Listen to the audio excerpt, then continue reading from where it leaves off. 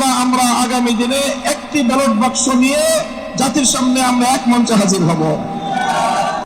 আমরা যদি আজকের এই প্রেক্ষাপটে আমাদের দায়িত্ব পালনে ব্যর্থ হই, ইতিহাস আমাদেরকে ক্ষমা করবে না। এই জন্য যাদের কাঁধে দায়িত্বের বোঝা, আমরা শুধুমাত্র এক একজন ব্যক্তি নই, যেমন ইতিপূর্বে অনেক ভাই বলেছেন, হযরত শাইখুল হাদিস আল্লামা আজিজুল হক রাহমাতুল্লাহ আলাইহির দায়িত্বের জোয়াল এখন আমার কাঁধে। হযরত পীর সাহেব মরহুম সৈয়দ ফজলুল করিম রহমতুল্লাহ আলাইহির দায়িত্বের বোঝা আমাদের বর্তমান হযরত পীর সাহেবের উপর। মুফতি ফজলুল হক আমিনী রহমতুল্লাহ আলাইহি সহ আকাবিরদের দায়িত্বের বোঝা আমাদের ভাই মাওলানা মুফতি সাখাওয়াত হোসেন রাজির কাঁধে। এমনি ভাবে আমরা বর্তমান প্রজন্ম আমাদের পূর্বসূরীদের রেখে যাওয়া একটি সুন্দর প্ল্যাটফর্মের উপর আজকে আমরা দাঁড়িয়ে আল্লাহর দ্বীনের কাজ করার সুযোগ পেয়েছি। কাজে এই জায়গা থেকে আজকের এই জাতিকে যদি আমরা নেতৃত্ব দিতে, যথাযথ দিক নির্দেশনা দিতে যদি আমরা ব্যর্থ হই, তাহলে আমাদেরকে অনেক বড় মাসুল গুনতে হবে, দুনিয়াতেও এবং আখিরাতেও। আমি আজকের যে জাতীয় চাহিদা, বিশেষ করে সারা বাংলাদেশের সকল ধর্মপ্রাণ শুধু নয়, যারা ধর্মকে ভালোবাসে অন্তত তারাও, ইসলাম প্রেমী সকল মানুষের অভিন্ন চাহিদা হলো ইসলামী নেতৃত্ব তারা ঐক্যবদ্ধভাবে জাতির সামনে অগ্রসর হোক, জাতির সামনে উপস্থিত হোক। আমি আমার দীর্ঘ যে পর্যবেক্ষণ বাংলাদেশের ধর্মীয় এবং রাজনৈতিক অঙ্গন নিয়ে, সেটা আমি দেখি যে বাংলাদেশে আমরা আলহামদুলিল্লাহ ইসলামিক দৃষ্টিকোণ থেকে আমাদের পার্শ্ববর্তী উপমহাদেশের অন্যান্য দেশের তুলনায় আমরা অনেক সহনশীল একটি জায়গায় রয়েছি। আমাদের বাংলাদেশে ইসলামপন্থীদের মধ্যে পারস্পরিক ঈমান এবং কুফরির কোনো ইখতিলাফ নেই, মতবিরোধ নেই, যেটা আমাদের পার্শ্ববর্তী দেশগুলোতে রয়েছে। সেখানে শিয়া সুন্নির মতো জটিল বিরোধ রয়েছে। এরপরেও সেই সকল দেশগুলোতে আমাদের উলামায়ে দেওবন্দ তারা নেতৃত্ব দিয়ে সেই শিয়া সুন্নি সহ অন্যান্য বাতিল পন্থীদেরকেও বৃহত্তর ঐক্যের মধ্যে তারা তাদেরকে সামিল করে জাতির সামনে ঐক্যবদ্ধভাবে নিজেরা উপস্থিত হয়েছেন। আমি মনে করি বাংলাদেশে এখন ইসলামিক অঙ্গনে 4টি পক্ষ রয়েছে, যাদের মধ্যে আমাদের মধ্যে বিভিন্ন শাখাগত, ফিকহি মাসআলাগত এবং বিভিন্ন আকীদার খুঁটিনাটি বিষয়ে, ঈমান এবং তাওহীদ এবং রিসালাত আখিরাত ছাড়া আকীদাগত অন্যান্য কিছু বিষয়েও আমাদের মধ্যে মতপার্থক্য রয়েছে। তবে আমরা সকলে একটি কথায় একমত, সেটি হলো আল্লাহর জমিনে আমরা ইসলামী হুকুমত কায়েম করতে চাই।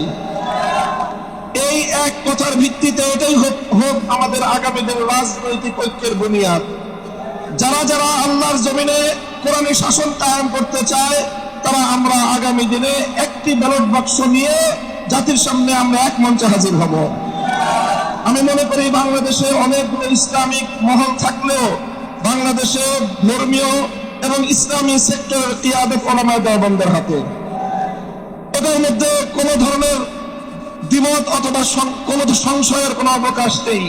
বাংলাদেশে যদি 4 লক্ষ মসজিদ থাকে, 3.5 লক্ষ মসজিদের ইমামতের এবং মেম্বারের দায়িত্ব উলামায়ে দেওবন্দের হাতে। কাজে ধর্মীয় সকল অঙ্গনগুলোকে ঐক্যবদ্ধ করার ঐতিহাসিক দায়িত্ব উলামায়ে দেওবন্দের কাঁধে। আর এ কথা অস্বীকার করার কোনো উপায় নেই। দেওবন্দি উলামায়ে কেরামের সাথে সংশ্লিষ্ট যতগুলো রাজনৈতিক সংগঠন রয়েছে, তার মধ্যে সর্ববৃহৎ রাজনৈতিক সংগঠন ইসলামী আন্দোলন বাংলাদেশ। কাজেই সেই জায়গা থেকে ইসলামী আন্দোলন বাংলাদেশের দায়িত্ব সবচেয়ে বেশি। আলহামদুলিল্লাহ, আমি সাক্ষী দিচ্ছি লাখো জনতার এই মজমায় আমরা হযরত পীর সাহেব চরমনায় সৈয়দ রেজাউল করিম সাহেব হাফিজাহুল্লাহর মধ্যে সেই উদারতা এবং সেই আন্তরিকতা আমি প্রত্যক্ষ করেছি, আমি সাক্ষী দিচ্ছি। এজন্য আমরা আশাবাদী আগামী দিনে ইনশাআল্লাহ আমাদের ঐক্য প্রতিষ্ঠিত হবে।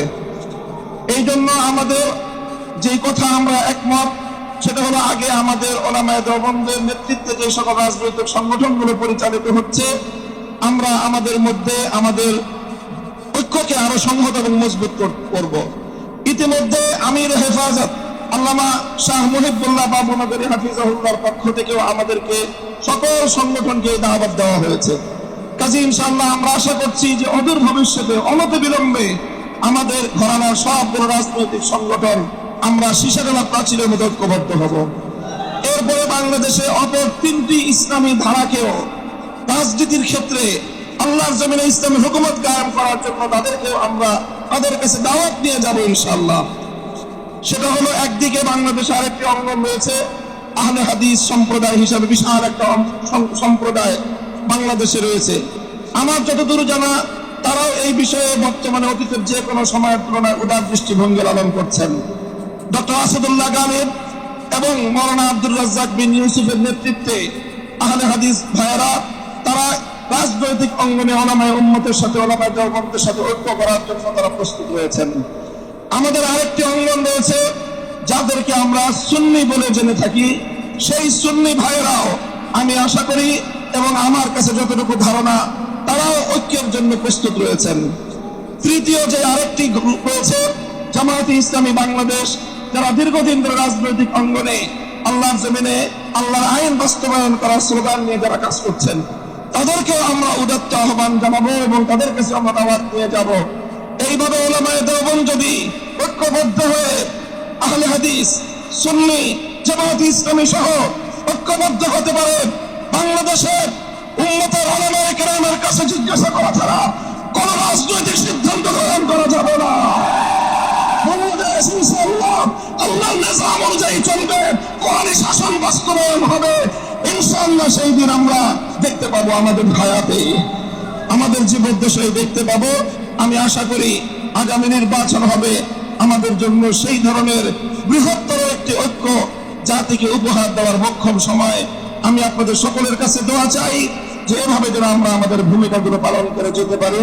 বাংলাদেশ খেলাফত মজলিসের পক্ষ থেকে আমি আজকের এই ভর মজলিসে এই ধরনের কার্যক্রম পরিচালনায় আমাদের শতভাগ উদারতার এবং আন্তরিকতাপূর্ণ ভূমিকা পালন করার প্রতিশ্রুতি দিয়ে যাচ্ছি ইনশাআল্লাহ।